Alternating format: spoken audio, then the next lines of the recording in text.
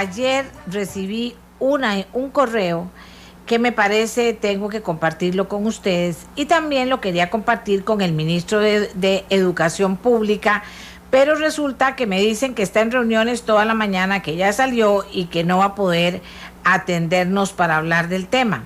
Se los voy a contar. Dice, doña Amelia, por favor, pregúntele al ministro de Educación o a la viceministra, que también estamos llamando, supongo que si cualquiera lo considera importante nos puede llamar, es una noticia muy importante. Por favor, preguntarle al señor ministro de Educación o a la viceministra, ¿por qué a esta altura del año, 25 de marzo del 2014, todavía hay colegios en donde no se han nombrado profesores y los estudiantes llevan, vean ustedes qué pecado más espantoso, llevan mes y medio sin recibir algunas lecciones? En unas épocas, ¿verdad? Y eso lo agrego yo, en que al estudiante hay que tenerlo ocupado, si va al colegio a formarse, pues que le guste estar en el colegio, estudiar, ganarse buenas notas, todo lo que sea para que tenga la herramienta de tener una profesión luego y enfrentarse a la vida. Eso lo digo yo, vuelvo a la carta. Sé de 3 colegios donde se han dado anomalías en ese sentido. Pero, y si esta situación se repite en otros colegios del país, sería importante, doña Amelia, que usted se averiguara. Por ejemplo, me dice, en el Colegio Técnico de Pejivalle apenas hace un par de semanas que nombraron a los 2 profesores que faltaban en el área de inglés, o sea, después de que los estudiantes perdieron un mes de lecciones. En el Colegio Nocturno de Palmares, Pérez Celedón, todavía hay estudiantes sin profesor. En el Liceo Fernando Bolio de Palmares de Pérez Celedón todavía hay estudiantes que no tienen profesor nombrado. Entonces yo quiero hablar con los directores. Doña Iris Solís es la directora del Colegio Nocturno de Palmares de Pérez Celedón. ¿Qué ha pasado, doña Iris? ¿Le preocupa a usted esta situación? ¿Qué pasó con estos estudiantes que estuvieron sin profesor durante mes y medio? Buenos días para todos los oyentes. Doña Amelia, obviamente pues es una preocupación, pero no está en manos de nosotros la solución. Nosotros como directores asistimos a San José a hacer entrega de la documentación completa, corregida, y a la fecha hemos estado esperando el nombramiento, correos van, correos vienen, propuestas van, propuestas vienen, y no ha habido forma a la fecha. Obviamente tengo estudiantes de 5º año que van para bachillerato, y en este momento no han recibido una lección de cívica, por ejemplo, que es materia sujeta a bachillerato. En algunos casos, secciones que solamente están decidiendo la materia de ciencias. Es preocupante porque nos miden con índices de rendimiento, con índices de deserción, y con estas irregularidades a la fecha, pues obviamente nosotros como directores estamos preocupados, pero no podemos hacer más. Sí, por eso quería oírlos a ustedes, a los directores, que son los que a la final tienen que lidiar con el problema. ¿Qué pasa cuando ustedes tienen muchachos ahí que no reciben lecciones porque no hay profesores que les den las lecciones? ¿Qué hacen ellos? ¿Qué hacen ustedes? ¿Cómo manejan el tema? Pues es bastante difícil porque tampoco tenemos el personal administrativo como para estar vigilando, ¿verdad?, lo que es en el tiempo libre que ellos hacen. Obviamente en un nocturno usted sabe lo que significa un colegio nocturno donde la población es bastante vulnerable a muchas cosas. Se dan muchas situaciones de violencia, de drogadicción, de otras situaciones que los chiquillos pues se prestan, ¿verdad?, la hora para eso, y el hecho de estar desocupados. Entonces administrativamente se nos complica el no tenerlos ocupados, como decía usted, a no poderlos atender. Nosotros en el caso del Nocturno Palmares, desde el 10 de febrero les entregamos un horario ya para que ellos estén ocupados, pero ¿qué hacemos si el ministerio no nos nombra ese personal que ellos requieren para ser atendidos? ¿Ahorita tiene alguna falta, doña Iris, de personal? Por supuesto, estoy preocupada. Aún a esta fecha son 8 profesores que me hacen falta. 8 profesores. Ajá, el 15 de marzo le mandé un correo, ¿verdad?, con copia a don Leo, a la viceministra, a la encargada de nombramientos y todo. Del 15 de marzo a la fecha solo me lograron nombrar 2, en ciencias y en mate, y aún así tengo 8 profesores faltantes. O sea, grupos que no reciben ni inglés, ni español, ni cívica, ni estudios, ni informática, ni religión, porque no me los han nombrado. Oigan ustedes, señores, a los directores de los colegios, porque después decimos, no, es que ese colegio es un desorden. ¿Cómo puede ser que no se los hayan nombrado? Por eso quería hablar con don Leonardo Garnier. ¿Cuál es la viceministra que se encarga de esto específicamente, doña Iris? Y ahí nosotros normalmente con quien nos entendemos más es con el Departamento de Educación Académica. Gretel Salguero es la jefa ahí, pero es la primera que no se digna a contestar un correo electrónico. ¿Cómo es el nombre de ella? Gretel Salguero. Gretel Salguero. Ajá. Ok, aquí estoy llamando al ministro y estoy llamando a Gretel Salguero. Tal vez si hay alguien de prensa en el Ministerio de Educación pueda favorecernos para que se les dé una respuesta. 8 en el Colegio Nocturno de Palmares de Pérez Celedón. Gilbert Valverde es el director del Colegio Técnico de Pejivalle. Don Gilbert, ¿usted también tiene problemas de este tipo? Muchas gracias, doña Amelia, y muchas gracias por la oportunidad de dirigirme a su programa. En realidad no, en este momento estamos completos porque la dirigencia, pues hemos mandado varios, prácticamente desde el 18 de febrero que se dieron las vacantes, se empezó a trabajar con eso y hasta la fecha ya estamos completos, pero sí fue un completo viacrucis en realidad que nos nombren, o sea, hay que mandar correos para todo lado, como dice la compañera Iris. La traba de este país, sinceramente, yo pienso que es el servicio civil. Simple y sencillamente dicen, es que tiene que declarar la plaza en inopia, y esa inopia dura 22, un mes. A eso ya, y todos los estudiantes están afuera, prácticamente ya, y a lo que ellos quieran, ¿verdad? Pero sí, lo preocupante de nosotros en este momento, bueno, sí, obviamente después de mes y medio se nos nombran los profesores. Al final de año se nos tacha de que mucha deserción, que el rendimiento académico bajo, pero no se nos toma en cuenta en realidad casualmente eso, ¿verdad? De que se nos nombra un mes y medio después. Yo recibí, por ejemplo, un grupo de padres de familia que me dijo, ok, si no me nombran el profesor para el grupo secretariado ejecutivo que tienen que presentar un examen de peritaje, nosotros vamos a presentar un recurso ante la Sala Constitucional porque esos muchachos tienen que pasarlos el año.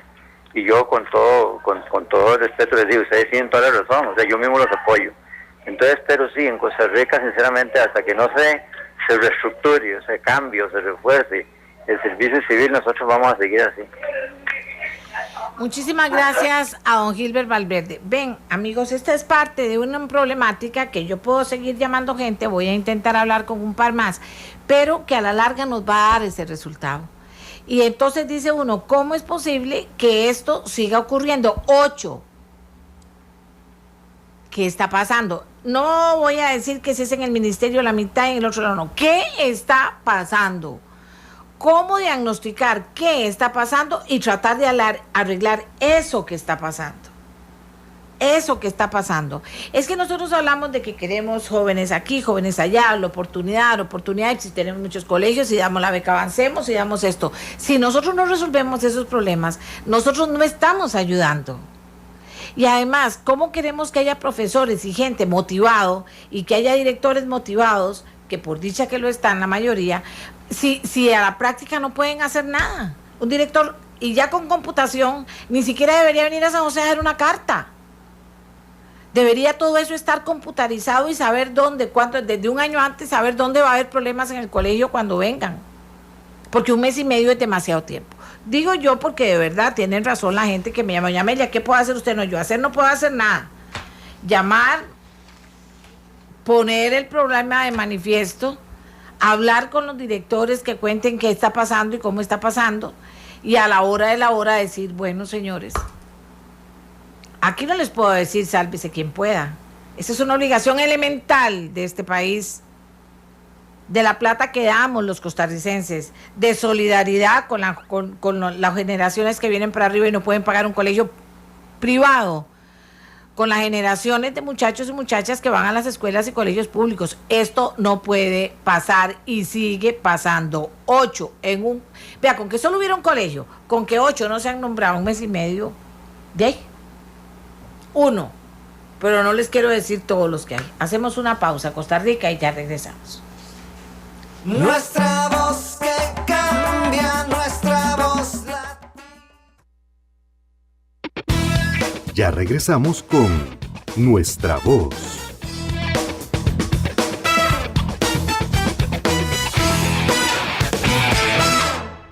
De una encuesta de empleo del Instituto Nacional de Estadística y Censos, donde dice que el empleo en manufactura cae por sexto trimestre seguido, que 14,000 trabajadores menos en un último año, dice esta encuesta de empleo, y que los empresarios consideran que la economía es lenta y que los golpes golpean la industria.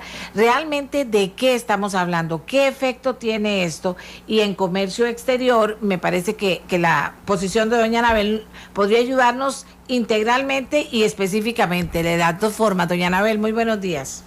Muy buenos días, doña Amelia. No conozco el detalle específico de esta encuesta del Instituto Nacional de Estadística y Censos. Sí puedo decir que desde la óptica de las exportaciones del país, hemos venido enfrentando pues todavía una economía internacional que no tiene los mismos niveles de crecimiento que en el pasado. De hecho, en el periodo anterior a la crisis, el promedio de crecimiento del comercio a nivel mundial era en el orden del 6%. En el periodo posterior a la crisis, ese crecimiento no ha superado el 3%. Esto lo que significa es que pues hay menos personas comprando nuestros productos en el exterior, y esto normalmente impacta de manera importante a la manufactura. En el caso de Costa Rica, puedo decir que en el sector textil en particular, esto se ha visto un impacto importante, y de allí que eso también impacta el empleo naturalmente, ¿verdad? De allí la importancia de que continuemos haciendo esfuerzos cada vez mayores por lograr atraer más empresas a Costa Rica para que en el campo de la manufactura y en el campo de los servicios de alto valor agregado continúen generando empleo. Doña Anabel, se había señalado que había empresas que pensaban irse, otras que iban a venir y no vinieron, otras que estamos esperando. ¿Cómo está el tema? Bueno, seguimos siempre trabajando, doña Amelia. El año pasado tuvimos muy buenos resultados, tuvimos 43 nuevos proyectos de inversión, casi 600 millones de dólares de inversión nueva en proyectos en el ámbito productivo, tanto en manufactura avanzada como en el campo de los servicios, de modo que esto es como una bicicleta, en el sentido de que hay que continuar pedaleando y pedaleando cada vez más fuerte, y pues cuando las cosas se ponen duras, sobre todo, por ejemplo, en el mercado internacional, pues hay que pedalear con más fuerza con el objetivo de que podamos continuar generando los empleos que el país necesita. Doña Anabel, en momentos estará usted conversando con los periodistas. ¿Qué noticias tienen para Costa Rica? Bueno, tenemos una noticia muy importante, que es la aprobación por parte de la Asamblea Legislativa del acuerdo de asociación, del acuerdo de libre comercio con los países de EFTA, con Suiza, Noruega, Liechtenstein y Islandia. Esta es una buena noticia porque, de nuevo, hablando de oportunidades de empleo, estos acuerdos comerciales abren ese tipo de oportunidades. El caso de EFTA muy positivo, sobre todo para el sector agrícola.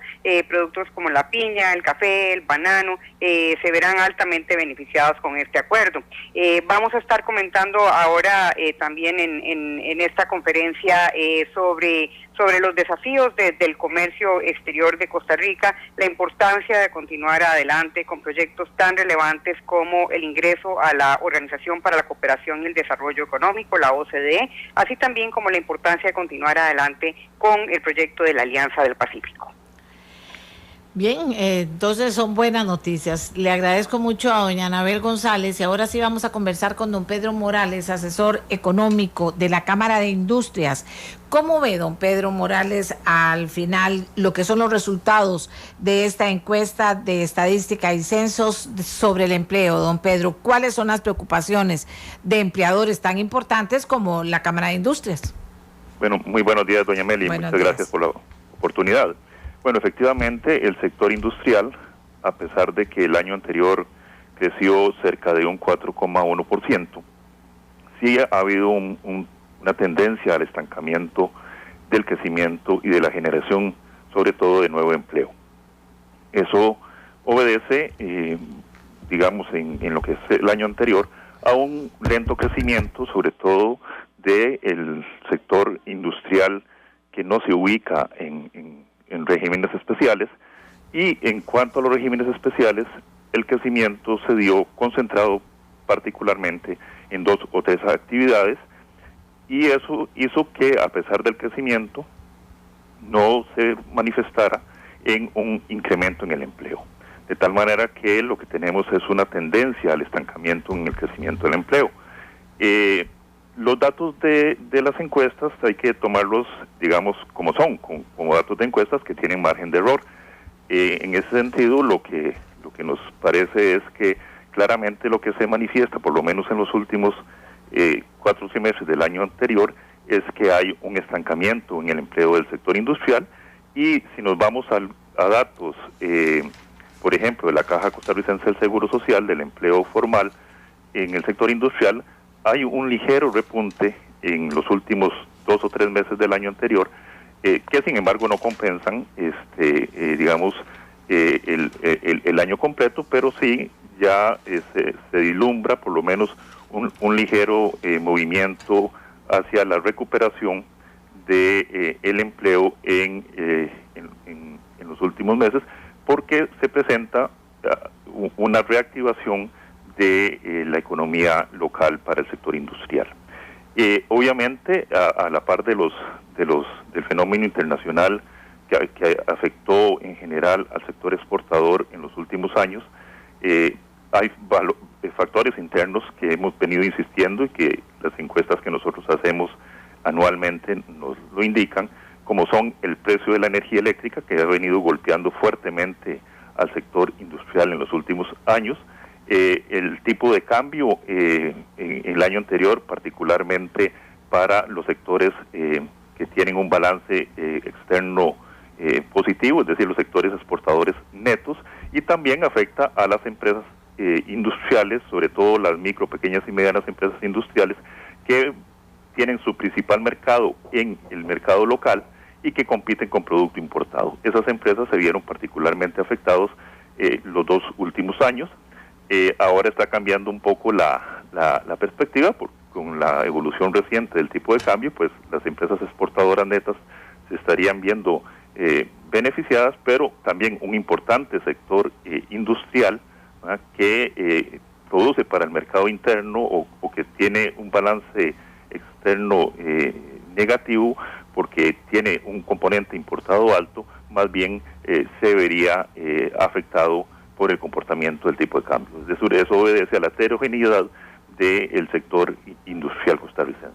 Hablando de tendencias y de que las encuestas pueden tener sus márgenes realmente y la fotografía del momento, pero hablando de la tendencia, don Pedro, ¿usted diría que la tendencia es a que haya mayor desempleo en esta área? En el sector industrial lo que estaríamos, en estos momentos nosotros estamos haciendo en nuestro estudio, en unos 15 días podemos llamarla para ofrecerle los resultados que miden cuál es la perspectiva en tanto de producción, empleo, inversión y otras variables relativas a factores de competitividad. Pero lo que nosotros, el año anterior precisamente en la encuesta lo que nos daba era que había una tendencia al estancamiento del empleo. En estos momentos lo que pareciera que la tendencia seguirá siendo la misma, a que el sector industrial no genere los niveles de empleo que generaba antes de la crisis. Muy bien, muchísimas gracias a don Pedro Molares, asesor económico de la Cámara de Industria. Señor, datos, realidades y datos que manejan los que están estudiando el tema y los que tienen los números en las manos, y todo esto también a raíz de que el Instituto Nacional de Estadística y Censos da a conocer la encuesta sobre empleo con datos, yo no diría que solo interesantes, sino que preocupantes también. Hacemos una pausa, Costa Rica, y ya regresamos con ustedes. Nuestra voz que cambia, nuestra voz Ya regresamos con Nuestra Voz.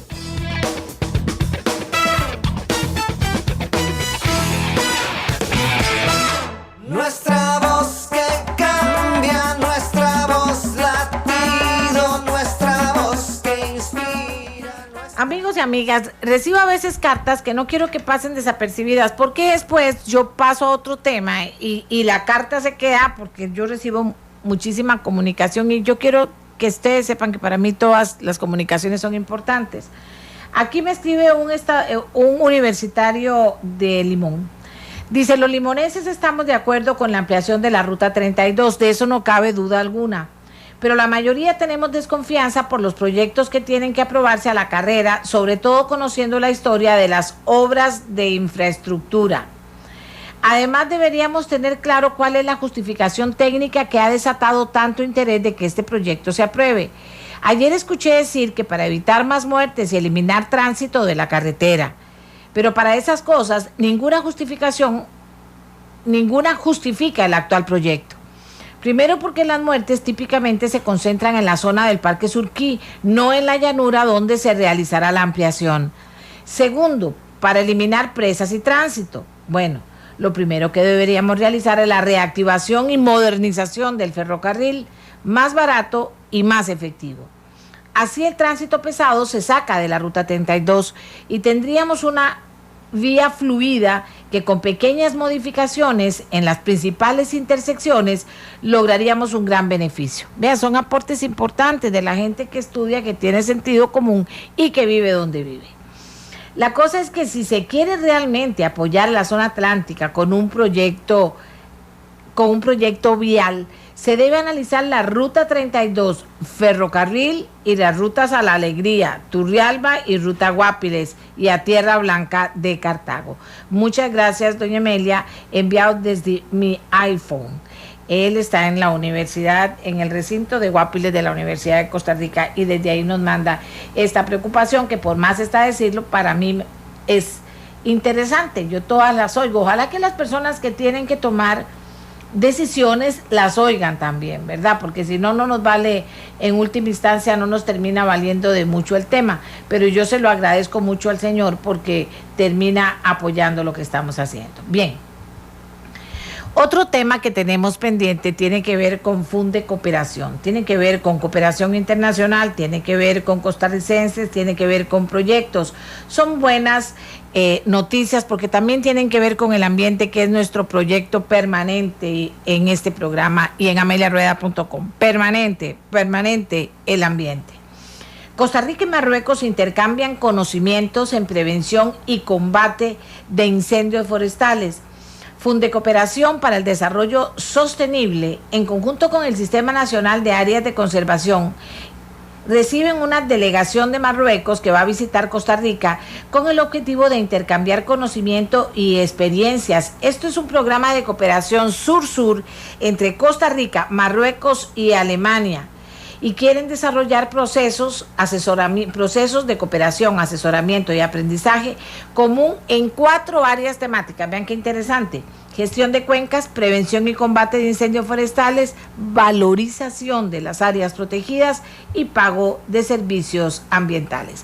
Me encantan este tipo de cooperaciones a mí, porque a la final algo bueno nos tienen que dar. Le quiero preguntar a Marianela Feoli, directora ejecutiva de Funde Cooperación, ¿qué podemos sacar práctico, inmediato, en esta urgencia que tenemos por poder atender los temas ambientales efectivamente? Marianela, buenos días y adelante. Muy buenos días, doña Amelia. Realmente, bueno, tenemos esta semana una delegación del gobierno del Reino de Marruecos, de la Alta Comisaría de Bosques y de Combate a la Desertificación, y directores de áreas de conservación, que están visitando y reuniéndose con directores de áreas de conservación en Costa Rica y con los encargados y miembros del Comité del Programa Nacional de Manejo Integral de Fuego, para, por un lado, aprender qué es lo que está haciendo Costa Rica y cómo está organizada Costa Rica, y con la participación inclusive de voluntarios y de brigadas comunitarias y todo, y compartir cómo está organizado Marruecos en el combate al fuego. ¿Qué sale de esto? La idea es que salga en ese compartir de qué se hace aquí, qué se hace allá, para ambos países pueda tener una idea de cómo poder mejorar, qué otras ideas hay en la solución de cómo atender un problema común. De entre 2 países tenemos un problema común, que es no solo la mejora ambiental en general, pero en este caso específico de la delegación en incendios forestales. Y pues entonces, ¿cómo mejorar? ¿Cómo ver desde otra perspectiva lo que un país amigo ha logrado solucionar, y pues cómo eso nos puede servir para nuestro propio saco para mejorar? Bien, ¿usted cree que, como decía yo, de manera eficiente, pronta, y que la gente lo vea y lo sienta, podemos ir colaborando en tener esa información tan valiosa para ponerla en práctica, Marianela? claro, de hecho justamente hoy está la delegación en el Parque Nacional Barra Honda reuniéndose allá con las brigadas forestales, entonces ya de forma práctica están en reunión y haciendo inclusive prácticas de campo en atención de fuego. Entonces ya de forma práctica lo están haciendo, y es que una cosa interesante es que esta iniciativa sale de también una iniciativa más grande que tuvo resultados muy prácticos y muy concretos, que fue el programa de cooperación Sur-Sur entre Benín, Bután y Costa Rica, y ese programa tuvo resultados en ese compartir entre organizaciones, entre más de 150 organizaciones ticas que compartieron con organizaciones en los otros países, tuvo resultados tan prácticos y tan concretos que recibimos un premio de Naciones Unidas a la Cooperación Sur-Sur y fue presentado como caso exitoso en Río Más 20. De alguna forma, entonces, esa cooperación Sur-Sur, ese aprender de países que tienen retos comunes a los nuestros, permite realmente lograr mejorar y hacer cambios notables a nivel local, a nivel de organizaciones locales.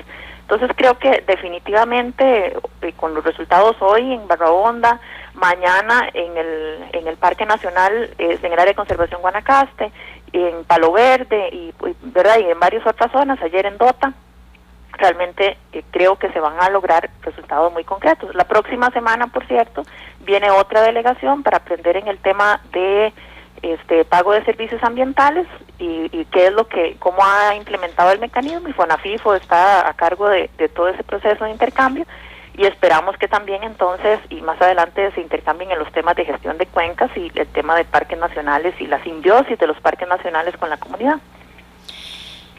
Bueno, muchas gracias por la buena noticia. Marianela Feori, directora ejecutiva de Funde Cooperación Sur-Sur con el Reino de Marruecos. Imagínate, qué dicha que les podamos dar muchas cosas, pero que ellos también nos puedan aportar demasiadas para que podamos nosotros en esta pequeña cintita de país en el mundo, en esta cositica de país que somos dentro de todo el planeta, logremos crear de verdad todas las herramientas que se necesitan en el ambiente para que el ambiente nos cuide, pero tenemos que cuidarlo porque lo hemos descuidado demasiado, y esto tiene que ver con muchas cosas muy diferentes en las que usted y yo, claro que podemos participar. Vamos a hacer una pausa y cuando vuelva yo les quiero hablar sobre el tema. Es un titular y una noticia que trae el periódico La Nación, dos noticias que dicen: una, se acentúa tendencia a tener menos de 2 hijos en Costa Rica, y en otra, la familia es la que tiene más influencia en el éxito escolar de sus hijos más que el tipo de colegio. Ojo y atención, yo creo firmemente en esta afirmación, pero hagamos una pausa y ya regresamos.